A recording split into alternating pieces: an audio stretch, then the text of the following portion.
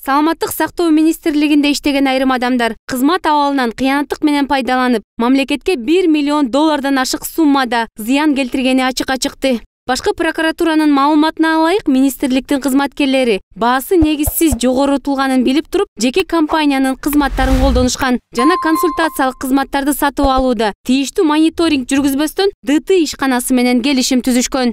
Аталган факт башкы прокуратура тарабынан Кыргыз Республикасынын жазык кодексинин 320 беренеси же башкача айтканда кызмат абалынан кыянаттык менен пайдалануу, ошондой эле 322 беренеси бул билип туруп пайдасыз контракт түзүү менен КЖБРге катталып, сотко чейинки өндүрүш ишин жүргүзүү жагы тергөө органдарына тапшырылган.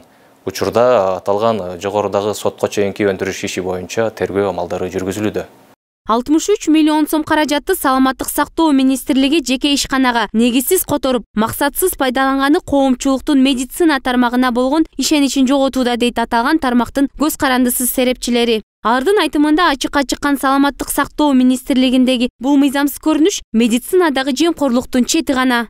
Система здравоохранения. Биздин Саламаттык сактоо министрлигибиз 10 жылдан бери финансылык кризисте. Көпчүлүк учурда өтө маанилүү иштер, процедураларды министрлик каражат жок деп ишке ашырбай келчү. Бирок миллиондогон долларды жөн эле сарптап жатканы албетте Саламаттык сактоо министрлигинде өтө тамырлашкан системдүү коррупция бар экенинен кабар берет. Эгерде дагы да медицина тармагын көзөмөлгө алса, миңдеген, миллиондогон долларларды ачыкка чыгарса болот. Ошондой эле буга чейин прокуратура органдары COVID-19 инфекциясынын айланасындагы кырдаалга байланыштуу саламаттык сактоо мекемелеринде 693 мыйзам бузуу фактыларын аныкташкан эле. Бирок мекеменин аталган мыйзамсыз иштери ачыкталганы менен кайра эле көз жазымда кала берет дешет адистер. Саламаттык сактоо тармагы жарандардын ден соолугуна түздөн-түз тийиштүү болуп жаткандыктан, аны коомчулук дагы, өкмөт дагы, жогорку кеңеш да текшерүүгө алышы керек. Медицина тармагындагы системдүү коррупцияны иликтөө жалгыз көзөмөл органдарынын колунан келбейт. Ал үчүн медицина тармагын билген адистер, укук коргоо органдары, массалык маалымат каражатынын өкүлдөрү бирдиктүү иликтөө жүргүзүшү керек. Себеби медицина жаатында көп жашыруун маалыматтар болот. Аларды жалгыз көзөмөл органдары түшүнүүгө кыйын.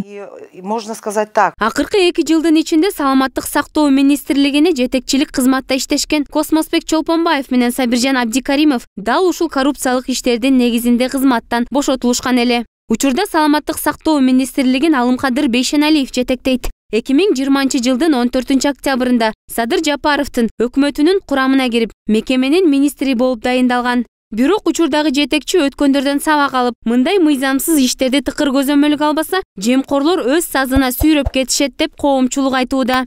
Эркайым Эрикова, Талант Рысов, 7 канал, Бишкек.